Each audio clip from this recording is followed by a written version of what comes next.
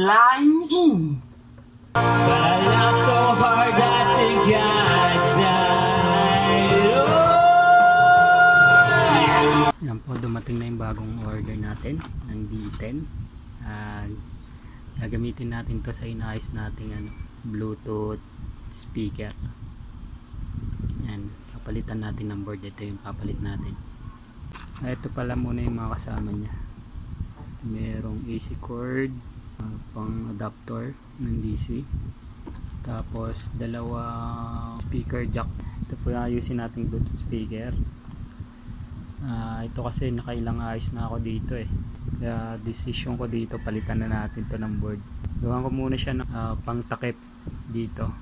Hindi kasi siya sukat tanggalin nyo lang yung mga screw. So yan yung loob nya. Isa-isahin nyo lang tanggalin, tapos lagyan nyo ng markings. Sinusundan natin doon sa ilalagay natin sa D10. Okay, tanggalin natin. Tanggalin ko tong mga to. Tapos ito yung gagamitin kong guide, itong bakal. Yan, sukatan natin. Ito po yung napili kong gawing cover. So yan, sira na rin kasi siya, kaya ito na lang, tatapyasin ko ito. Gamitan ko ng mga power tools.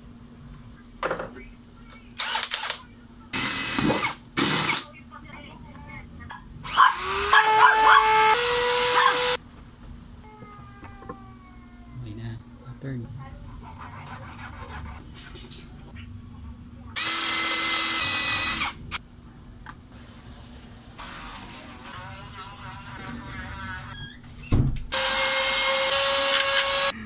Pa kayong dulo ko.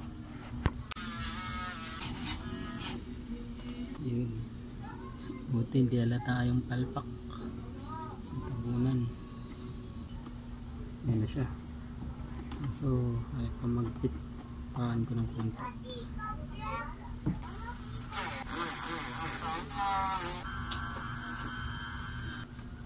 Yun, lumapat na siya. Pak na natin. Ito sa LED. May polarity po yan kapag nilagay nyo.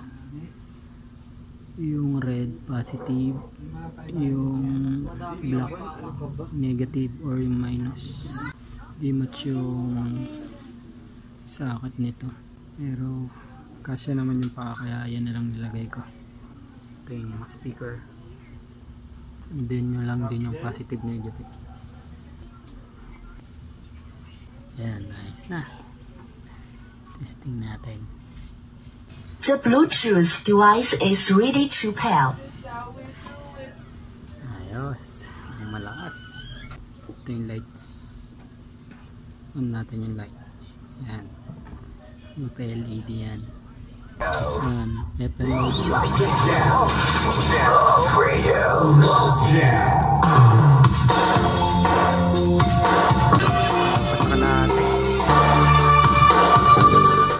Sobrang lakas.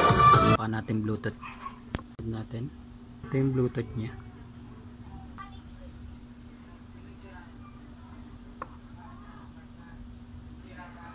The Bluetooth device is connected successfully. Subukan natin karaoke. Subukan natin to.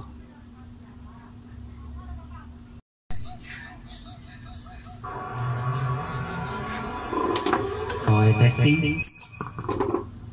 Mukhang yung mic niya merong auto shutdown kapag hindi na-detect yung voice.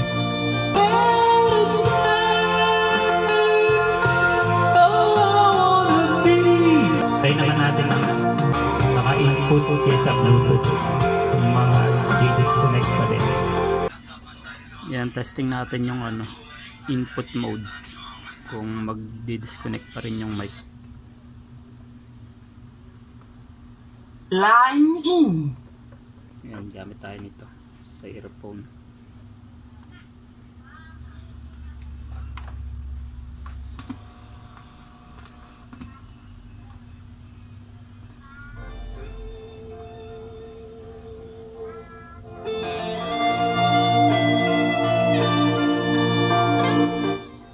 Ayan, testing natin kung nagkakaroon ng conflict yung Bluetooth saka yung mic.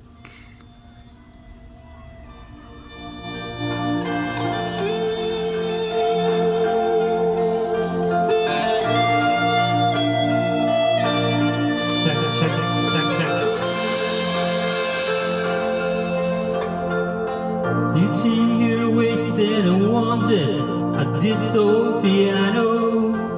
For tonight, I sleep on a bed of nails.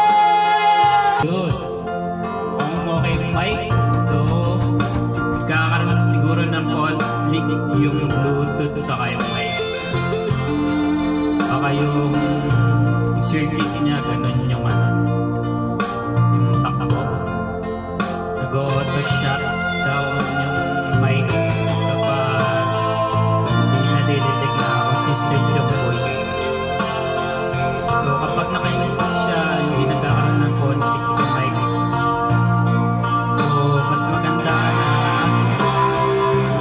gamitin nyo na lang yung input kung magpapakaraoke kayo. Reminder nyo yung mic. Reminder nyo yung mic. Input na lang po gamitin nyo.